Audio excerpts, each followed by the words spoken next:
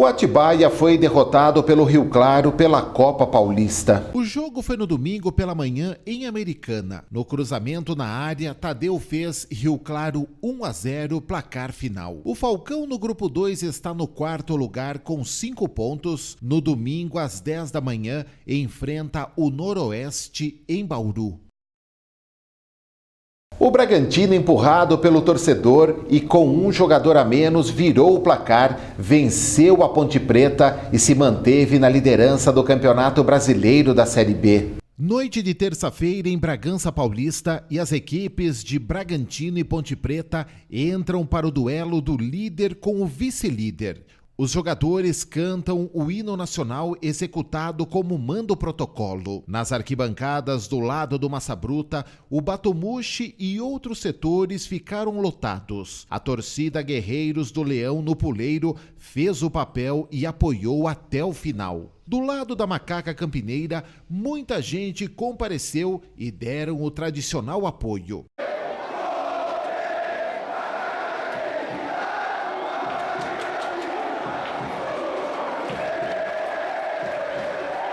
O público superou os 9.500 pagantes e a renda passou de R$ 78 mil, recorde do time neste ano em casa. Aos 40 minutos, na cobrança de falta, Edson abriu o placar para a Ponte.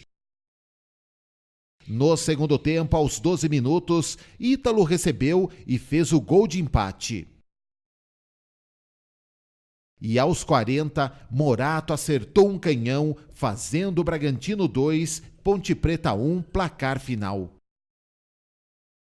Depois da partida, os jogadores da Ponte se desentenderam com os do Braga, mas rapidamente a situação foi contida. Já nas arquibancadas dos visitantes, a torcida da Ponte teve que ser contida pela Polícia Militar, que teve que agir energicamente para manter a ordem entre os tantos torcedores que chegaram a quebrar o corrimão da arquibancada. Com a vitória, o Braga se manteve na liderança com 23 pontos e volta a campo no sábado, às 7 da noite, no estádio Serra Dourada, em Goiânia, contra o Vila Nova. O técnico Zago do Bragantino falou sobre a vitória na entrevista coletiva. Serve para adquirir a confiança, né? O jogo passado, na minha opinião, foi reflexo do jogo contra o Paraná, um jogo que nós praticamente tínhamos na mão, acabamos errando 2 vezes, o Paraná virou, um jogo no qual nós poderíamos ter vencido por 5, 6, tantas foram as situações de gol que nós criamos naquela partida. Quando acontece isso, os jogadores acabam sentindo, né? Isso aconteceu contra o Oeste e hoje no início também. Depois a equipe devagar foi entrando no jogo. No segundo tempo, depois até a expulsão do Wesley, e depois da expulsão do Wesley também, os jogadores deram algo a mais para suprir a falta do Wesley, como já tinha acontecido no jogo contra o São Bento também.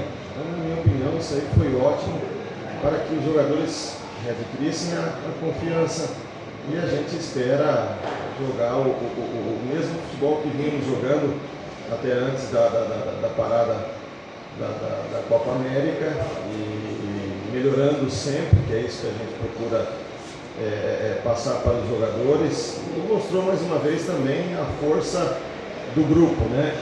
Os jogadores entrando, dando o melhor deles, fazendo com que aqueles que ficaram fora, que a torcida não sentisse tanta a falta daqueles que ficaram fora.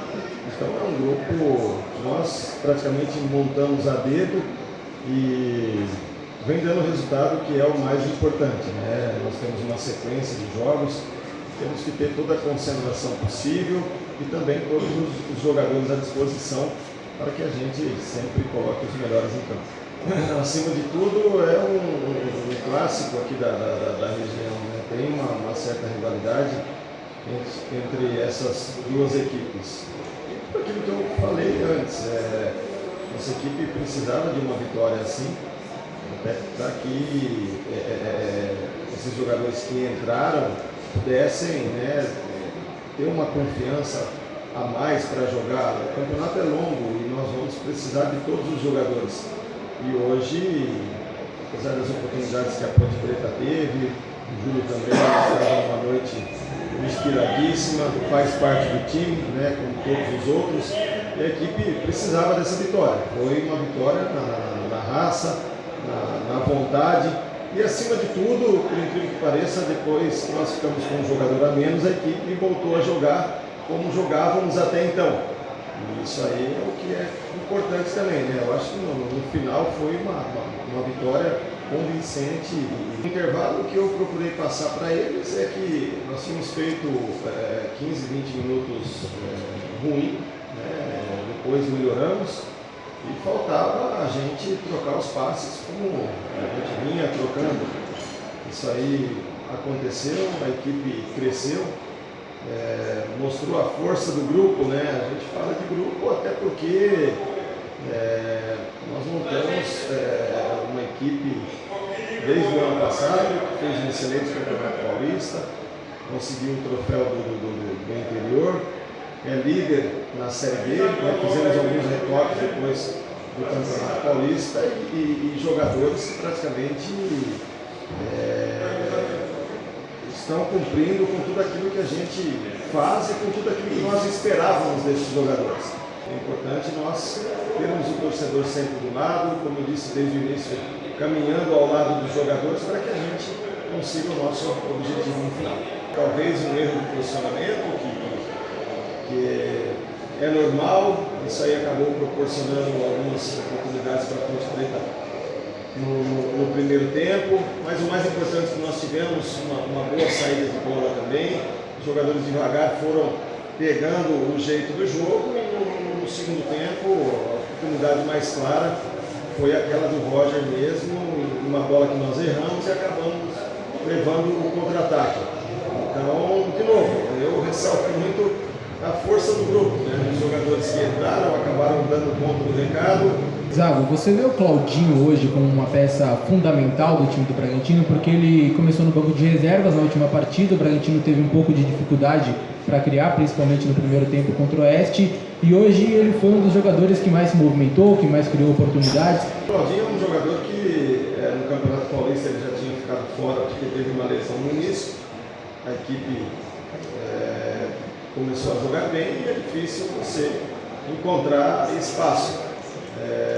No início da Série B a mesma coisa, ele teve um outro problema, devagar foi buscando o seu espaço, treinando muito, né, consciente daquilo que tinha que fazer naquele momento, é um grande profissional, chega sempre antes, procura se aprimorar cada vez mais nos treinamentos, às vezes dá um toque a mais na bola que eu falo, sempre cobro dele, né, que é para tocar mais de primeira, mas é um jogador que cresceu muito. O Claudinho tem potencial, é um jogador diferenciado. Jogadores assim, eu acredito que com a cabeça no lugar tem tudo para crescer cada vez mais. E é um jogador importante dentro daquilo que nós estamos pretendendo para o resto do campeonato. O Morato, queira ou não queira, no final acabou sentindo um pouco o cansaço, não sei ainda se é um jogador que para iniciar o jogo, mas é um jogador que, queira ou não queira, durante 35, 40 minutos deu o máximo, acabou fazendo gol, criando algumas triangulações com o Aderlan, chutando, virando o jogo como nós trabalhamos durante a semana, e é um outro jogador que a gente ganha com o restante do campeonato.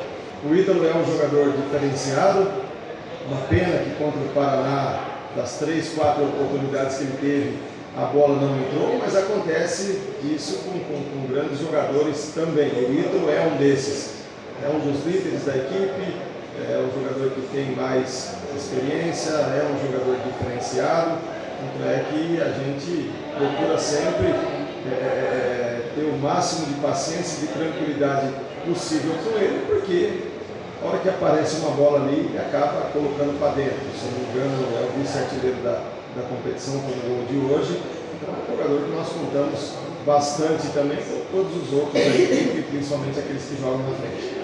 O Thiago não vinha passando bem em relação até estava com um pouco de dor no estômago, isso aí a gente acabou conversando durante o intervalo e ele foi substituído. Mas era um jogador que vinha até então arriscando, criando as oportunidades, chutando o gol, mas por isso mesmo que foi a substituição.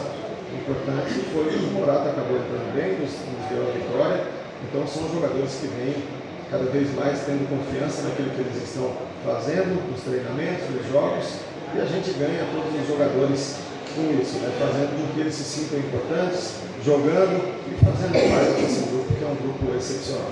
Citando Wesley, qual a avaliação que você faz da expulsão? Teve opiniões divididas, quem viu ao vivo mereceu, quem viu pela TV não. Qual o papo que você vai ter com o jogador? Como é que você lida com isso? Nós tínhamos conversado antes e fazer de tudo para terminar o jogo com 11 jogadores dentro de campo, né? Sempre quando um jogador é expulso, a não ser no caso do Ortiz, né, que foi uma expulsão injusta, mas a maioria das vezes é porque merece, que ele não queira, ele fez um gesto de abrir o braço, acabou não pegando no jogador da Ponte Preta, mas o árbitro enxergou mais pelo gesto. Então são coisas que não podem acontecer, a gente entende, né, o nervosismo da partida, são coisas que não podem acontecer, porque no final acaba prejudicando a equipe. Nos jogos que nós tivemos 2 jogadores expulsos, diferente de muitos jogos, a equipe acabou crescendo e conseguiu as vitórias, mas não vai ser assim sempre, né? É muito difícil você conseguir uma virada como nós conseguimos hoje, jogando contra uma das grandes equipes aí da Série B. Então que a gente tenha um pouco mais de tranquilidade, um pouco mais de inteligência e não volte a acontecer. O Altiora Jornal fica por aqui. Outras notícias no Altiora News de quinta às 6h30, 8h30 e 10h30 da manhã. Tem alguma sugestão de pauta? Aconteceu algo no seu bairro? Conte pra gente, nos envie fotos ou vídeos pelo WhatsApp. O número é o 997332360. Tenham todos uma ótima noite. A gente se vê até lá.